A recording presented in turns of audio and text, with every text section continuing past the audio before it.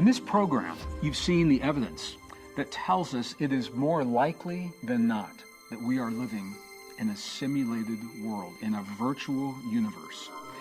And you've seen the evidence that is telling you that you have the potential to interact with this universe, to interact with this reality in ways that have seemed mystical in the past and were reserved for the monks and the nuns and the abbots and the shamans living mystical lifestyles.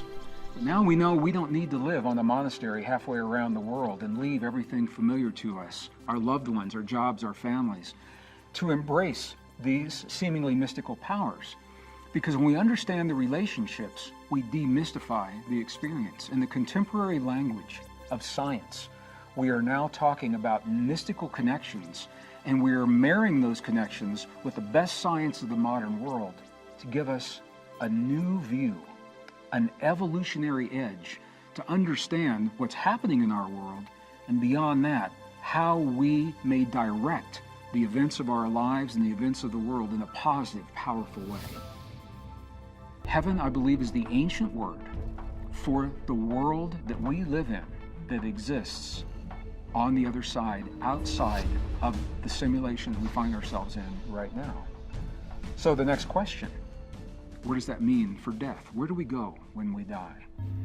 If this simulation theory works the way that the science suggests and the way that I believe that the evidence is directing us, it's really good news, because it means when we die, what we call death is the end of this representation of us in this limited simulation, what we call our avatar, just as we're seeing portrayed in the films, in the media. Again, consciousness reminding us of ourselves, communicating with us, informing us of the reality of our world, consciously and subconsciously. So when we die, this avatar no longer exists in the physical realm, but our essence that we've projected continues in the realm outside, perhaps in another physical body. So once again, we think back, what is the purpose of the simulation? Simulation is to learn a new way of being in a realm that is relatively safe, because we need that way of being when we go to another place. So if we are individually, collectively, outside of our simulation, we're in a control room somewhere, we're in some kind of a technological environment, and we'll talk about this in just a few minutes, where whatever has happened in our world is telling us that we need to learn a new way of being. Here we are in this situation, and we are learning what we're learning. One of the things that I find really interesting is the concept of time. You know, I think you know that astronauts, for example, when they travel, they age differently. Their bodies age differently than we do here on Earth. This is about Einstein's theory of relativity. So the thinking is that in the future, when we have astronauts that leave the Earth, leave the moon, and go deep into the solar system, and maybe even beyond, that they will age slower than their husbands, wives, families, their children here on Earth. And if they should ever return, they would actually be younger, and those that they've left behind would be older. That tells us that our simulation, the relationship with time in our simulation, what seems like a lifetime to us, what seems like 100 years, may only be a few moments of time in the control room, outside of our simulation. That it's all relative in terms of the way we think about this. The idea of God comes up a lot when we talk about simulation. And once again, I'm going to just invite you to think about this. We are now talking about this very, very deep concept in this contemporary language. But those who understood this simulation, those who understood that we're here temporarily learning something and that we're going to go to another world, how in the world would they have shared this with the people of their time 2,000, 2,500, 3,000, 5,000 years ago? When we look into the ancient texts, and I've spent much of my adult life searching not only the contemporary texts, but also the mystical texts and the texts that have been relegated two mystical texts because they were deleted from the contemporary canon of the Bible, for example. And not only the Christian Bible, but the Hebrew Bible, beyond the Torah, beyond the first 5 books, Genesis, Exodus, Leviticus, Numbers, and Deuteronomy, there are other Hebrew texts that were also edited and relegated to mystical texts. They're not part of the contemporary canon. So when we go back and we look at those deleted texts and the way that they were condensed, we see a story. And the story tells us that in the beginning, so whether you think the natural beginning of the Big Bang or you think the beginning of our simulation, in the beginning, there was a prime creator, and that is the idea of God. But the texts also tell us that God did not create us. God created the environment. God created the universe. But when you go into those mystical texts, it says that humans were created by groups. It says when they created the first humans. And it goes on to describe in the book of the Haggadah, for example, one of the Gnostic texts of the Mandaeans. They created, and when you go into the deleted text in the Christian Bible, they created the first humans. And what I find even more interesting is that when those texts talk about the creation of humans, they say that a very specific formula of human had to be created to hold the energy of the soul or the spirit in this realm. Now, what does that mean? When we think now about a simulation, we know that it takes a certain genetic makeup to hold the energy of the spirit or the soul, the consciousness that we bring into this world. And apparently not any old formula of DNA was up to the task. So when we look into our past and we find forms of life that were perhaps not as conscious, not as evolved as us, in the simulation idea, these are the forms of life. The first forms, they were the early attempts to create the avatars in this simulated world, but their genetic makeup was not strong enough to hold the energy of the soul. You and I are the product of a genetic formula, a very specific form of DNA, and apparently it is this form that's required to hold the energy of the soul in this simulation experience so that we could have the experiences, learn what we're learning, and maintain the consciousness that we have as we go through our experience. So once again, what we're doing is we're taking these very ancient ideas and we're rethinking them with a contemporary language based on what the best science of the modern world is now suggesting is the reality that we're experiencing. So heaven, where do we go when we die? What is God? All of these now take on a new meaning. God, whoever God is, apparently is the architect that was a primary designer of this simulation. And I'm looking forward to getting to the other side and meeting that architect at some point in our future. All of those ideas now, I'm going to bring them together to answer the question, how long can our simulation last? What would cause it to end? In a simulation environment, when we ask ourselves, what could possibly end this virtual reality, this world that we know, the end would be the same as it is for any computer program. When one of two possible conditions exists, the end of the program occurs. Number one is when the system runs out of space to store the information that is generated. Number two is when something unexpected happens that corrupts the entire system.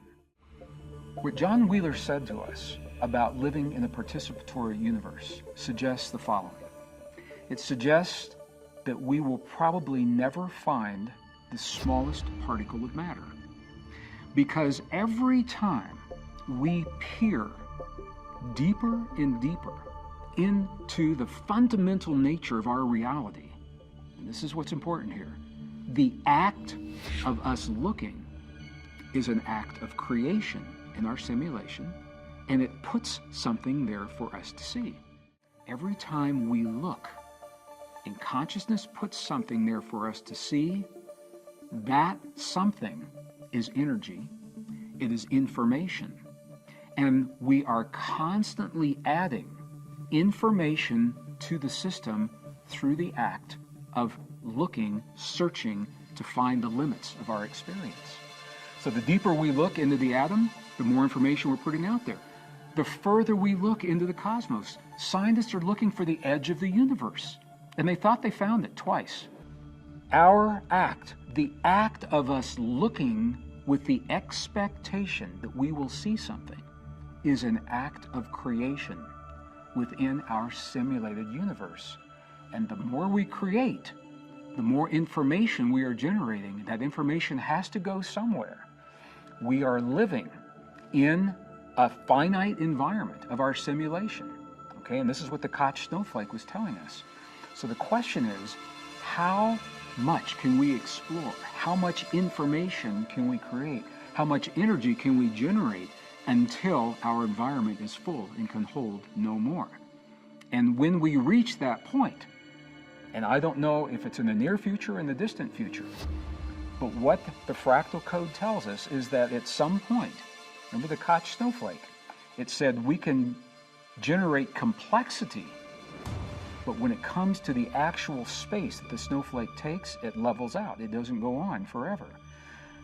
When we reach that level, that suggests that our simulation would come to an end. And this is really interesting because scientists are telling us now that we are doubling the amount of information that comes to us. And at least every year we are doubling what we have known. It took 5,000 years for the first doubling. And now the second and third and fourth, we're doubling every year. So it means that we are generating more information, more energy than we ever have in the past. How long can we do that before our simulation is full, before the storage device? I don't think it's a hard drive. I think we will have transcended hard drives by the time this simulation is understood. But whatever it is that's generating this information, how much energy can it hold? So for the first time in human history, we have a reason to question how much information can we generate and store in the field that connects all things before that field actually reaches capacity. I don't know the answer now, but I think we're going to find out within our lifetimes. The very fact that we are in a simulation tells us something very, very powerful. It tells us, because we are here, that we are either near or that we've already reached a place in our evolutionary process where we need a simulation. We are already at a place where we need to find a new way of being, a new way of living, a new way of thinking. Now, it may be because of a climate change. Maybe we are an advanced civilization. We are an advanced society living right here on planet Earth, or maybe some other world. And we've experienced climate change. And we did not know how to address it. And the planet is no longer hospitable for that reason. Or maybe we've had a pandemic disease, or maybe we've had an atomic war. Maybe we're close to one of these, and we are searching.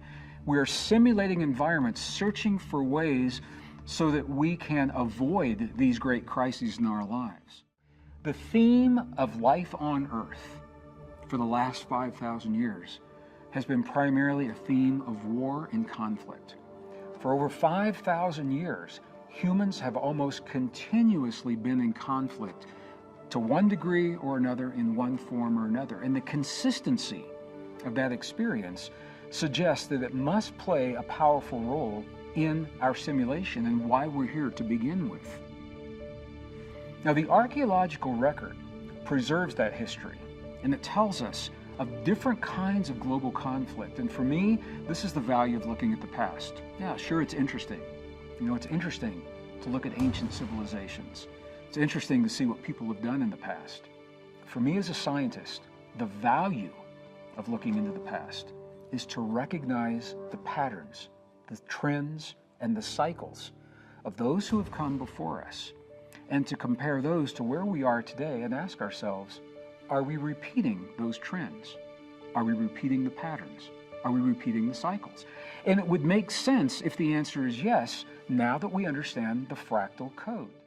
If there is a fear of the unknown, a fear of other people, a fear of what those people's lives mean to us, And if that fear is so ancient and so primal that it is played out in every civilization for the last 5,000 years and beyond, then it makes sense that this idea of conflict and war would be a primary reason for us to be in this simulation. And the archaeology supports this. If Bostrom's mathematic arguments are correct, the fact that we're here today asking these questions, it's good news, because it implies that we have the wisdom to recognize we're at a point where we need to ask these questions. It tells us there is a need for this simulation. So these are big ideas, and I know they are. And I'm bringing them together now at the close of this series because we have the vocabulary and we have a new context within which to share these ideas. So what I'd like to do now is give you a specific example of what I'm talking about, this pattern of conflict and whether or not repeating the cycles. I'm going to use archaeology, contemporary archaeology, to do this. There was an archaeological discovery that was made in the mid-20th century. Very mysterious, very powerful discovery. It's very controversial today. And it is in the region that is now called Pakistan, used to be India before the division happened, and in the disputed areas between India and Pakistan in the Kashmir area. There is evidence of an advanced technological society, an advanced technological civilization. They had hot and cold running water. They had flush toilets. They had stained glass windows. They had advanced mathematics. They had beautiful, beautiful art.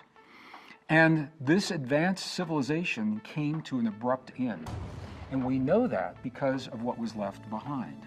Now, when the scientists began finding this evidence of this civilization, one of the first things that they found were walls and floors that were made of natural stone, granite, for example. But the term that was used, that the stones were vitrified. Now, what this means, I'm going to use granite as an example. Granite is made of three minerals: quartz, feldspar, which is a clay, and mica. So the quartz, the feldspar, and the mica were in place. However, the quartz in place was melted within the stone. Now, to melt the quartz in place requires, number one, a high amount of heat to do the melting, but number two, it has to be very fast because it didn't destroy the floors and the walls. So it suggests a rapid, very high heat, some point in our ancient past, that melted the quartz, left everything in place. They also found mysterious little spheres, little balls of clay. They didn't know what these were. And when they began to understand that the walls and the floors were vitrified from a rapid, intense heat, they found that these little spheres were clay vases that had also been exposed to the heat and were simply melted in place. So the scientists are asking, what is that could have possibly caused this kind of intense heat, intense enough to melt the quartz, but so fast that the walls were still in place? Well, some of the human skeletons that were discovered, and this is very controversial, some of the human skeletons may give us a clue. The skeletons were found primarily in this location. They were all at one end of this ancient city in what are called postures of flight. And these are Russian scientists in the mid-1960s that were the first to find this. Postures of flight. What does that mean? It means they were running away from something. They were all at one end of the city and they were running.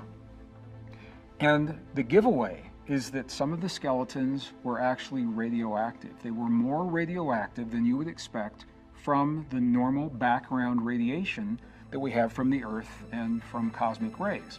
We're all absorbing radiation, but the level in these skeletons was higher than it should have been. So the scientists are looking at this, they're putting this all together, and they're saying, what in the world could happen? And this is one of those places where if you look at the evidence itself, you're never going to solve the mystery. We don't live in a vacuum. History does not occur in a vacuum. And this is where context is so important. So the evidence is showing us a mystery. However, in that part of the world, the sacred text of Mahabharata tells a story that is believed to have been a fairy tale.